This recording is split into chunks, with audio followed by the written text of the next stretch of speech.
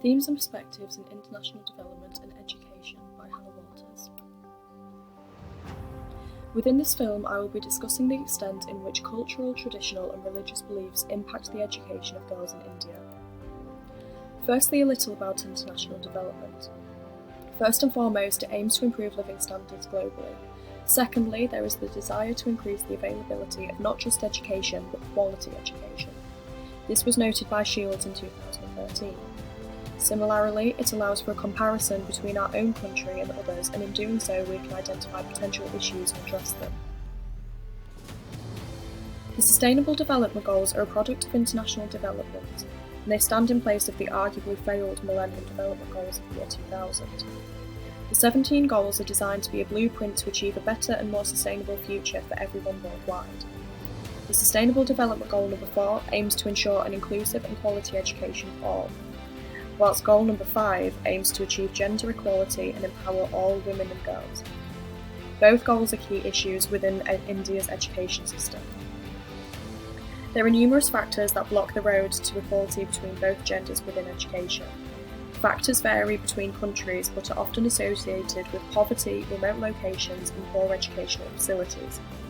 Similarly, there are often numerous cultural, traditional and religious aspects that stand in the way of an equal education system.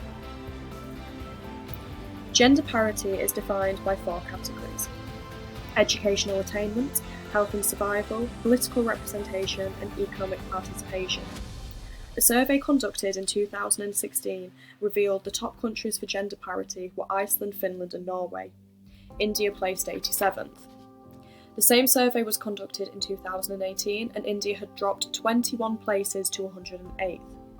Furthermore, data from the 2020 study placed India in 112th. So there is a clear and evident decline in the gender equality of India's educational system. India has a population of around 1.21 billion people and is the second largest country in the world. In 2020, the sex ratio for India was 717.10 million males and 662.90 million females. This equates to 48.4% of the population being female and 51.9% of the population being male. From the surface level, we can see that the genders are unbalanced and that gender parity runs a lot deeper than just population statistics. Although education has always been held in high regard within Indian society, the education of girls is often neglected, disregarded, and highly unequal. In 1995, Tandon noticed and commented on India's educational gender gap, claiming more needed to be done and that the value and importance of girls. This is still prevalent in 2021. Closing the gender gap in India is about more than just economic and international development. It is about basic human rights. Females have the same right to an education as their male counterparts, and although the gender gap is steadily closing worldwide, more needs to be done within India. As stated, there are numerous factors that stand in the way of gender equality. One of the main issues faced by girls in India is menstruation and period poverty. To achieve gender equality, it is key that girls can not only attend school but reach their full potential. Every year, 23 million girls drop out of school once they begin menstruating. This is due to a limited amount of sanitary product dispensers and an overall lack of hygiene and health awareness in schools. Through a lack of sex and reproductive education, 71% of girls are left unaware of the changes that take place within their own bodies. Resulting from a lack of education accompanied with cultural attitudes, many girls and women alike are left feeling guilty and shameful. Furthermore, there are cultural taboos about menstruation which often exclude or limit a girl's activity. Some feel that menstruation is linked to the Vedic times, when Indra slayed Vitras, and is a representation of guilt, whilst some who follow the Hindu faith believe women should be prohibited from participating in normal life whilst on their period. Furthermore, girls are often banned from things like entering the puja, the kitchen, as they are deemed unclean. These attitudes leave many, if not most girls, feeling as though they cannot attend school or even go about their day-to-day life. Furthering the issue, access to sanitary products in the country is limited. Only 36% of India's menstruating females use sanitary napkins, with the remaining 64% using items such as rags, husk, leaves, mud and soil. This is not only unhygienic but highly undignifying. Without access to the correct products, many girls are left with the fear that they smell or they may leak through their clothing. There is also the issue of toilets, as 47% of schools in India lack them, forcing girls to defecate in the streets. This is not only embarrassing but dehumanising and forces the majority of girls to either miss school or drop out altogether. A second factor that hinders girls in India is the distance to and from school. In many rural parts of India, the schools are either limited or non-existent. Furthermore, many residents of rural areas have little to no income, and this means that any income or spare money goes towards basic survival and education, and travel costs become unattainable. Families that may be able to fund their children's education often favour the education of boys over girls, meaning even if the opportunity arises, many girls fail to secure the funding they need. Girls are often kept at home to assist with housework and childbearing, and for those that make it to school, the infrastructure is often inadequate, and there is a lack of well-trained teachers, resulting in a low-quality education. Equally, the teaching methods used in rural locations are often primitive compared to their urban competitors, and this can lead many girls to feeling that their education is not worthwhile and may be more easily persuaded to drop out and return home to help with cooking, cleaning and fetching water. Many parents adopt the attitude that excelling at household chores is far more useful than attending school and gaining an education. The belief that girls belong at home is reflected through practices such as early or child marriage. This is arguably one of India's biggest problems, and although more is being done to protect young and vulnerable girls, it's one of the biggest roadblocks to closing the gender gap.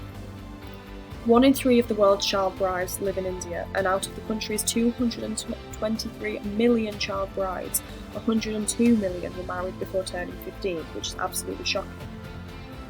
A study by Young Minds in 2016 collected data from 1,000 19-year-olds in Andhra Pradesh and Telangana. The study found that 28% of girls were married before the age of 18, compared to just 1% of boys. And by the age of 19, 59% had already given birth. So why are girls marrying so early? As mentioned, in rural and impoverished villages, many girls give up their education in order to fulfil gender roles which include marriage and childbearing. Many girls are led to believe marriage is a more viable and financially stable option than education. In an interview with The Diplomat, a young girl expresses that her mother believes marriage is more important than school, as ultimately she will end up as a homemaker, and this attitude is reflected across India. According to UNICEF, early marriage not only disrupts the girls' education but introduces them to a life of oppression, domestic violence and childbirth. Many girls in India are considered by their families as pariah dhan, or someone else's wealth. Thus, girls are often married off to relieve the burden of family, and greater premium is placed on the son, who is viewed as insurance for when the parents age. Early marriage is not only makes it next to impossible to complete their education, but also reduces the prospects for the children of the child brides, meaning the circle continues. A further issue faced by young girls, and one that results directly from early marriage, is early pregnancy. Childbearing at a young age substantially increases the health risk for both mother and child. In 2012, 1 in 6 girls between the age of 15 to 19 have already given birth to their first child. Teen mothers are far more likely to drop out of education than their peers, and this is due to a lack of time or stigma and judgment from their classmates. This majorly affects a girl's future, as without access to education things will never change and the cycle will never be broken. However, it can be hard for girls to escape arrangements like early marriage and early pregnancy due to societal pressures and expectations. So we've discussed some of the main factors limiting girls in India, but what is being done so far to combat such issues? In India, conversations and awareness around menstruation and products has helped the production and distribution of products. This will help millions of girls, and it's a step in the right direction. However, in order to continue to foster change, a form of sex or reproductive education needs to be introduced to normalise the issues for both girls and boys. In relation to rural education, regions like Bahir have introduced a cycle to school scheme. This saw the number of girls registering for school rise from 175,000 to 600,000 in the space of 4 years, which is a massive improvement. However, further steps need to be taken, such as the lowering of school fees and the improvement of school infrastructure to ensure that everyone has the access to a quality education. The Child Marriage Act saw fines imposed on parents marrying off their underage children. However, this is clearly not enough. More needs to be done to educate the public on the importance of girls. Similarly, they need access to safe and quality education so they have more viable options later in life. Furthermore, more needs to be done to support families who marry off their daughters early to help with financial costs. Lastly, in order to help with early pregnancy, couples need access to reproductive services to enable them to delay their first child and allow females opportunities within marriage, like schooling or job opportunities. Through addressing the issues and combating them, we are opening the door to equality. Educating girls may result in the increased ability to act on their own lives, the increased ability to support their own families, and similarly disrupts the family power dynamic, which increases decision making and is less likely to subject girls to domestic violence. Lastly, through educating girls, it adds to Mintz's theory of human capital. Allowing girls education allows them to gain skills that they will make them more productive and give them a better quality of life. This in turn will help India grow and develop more as a country.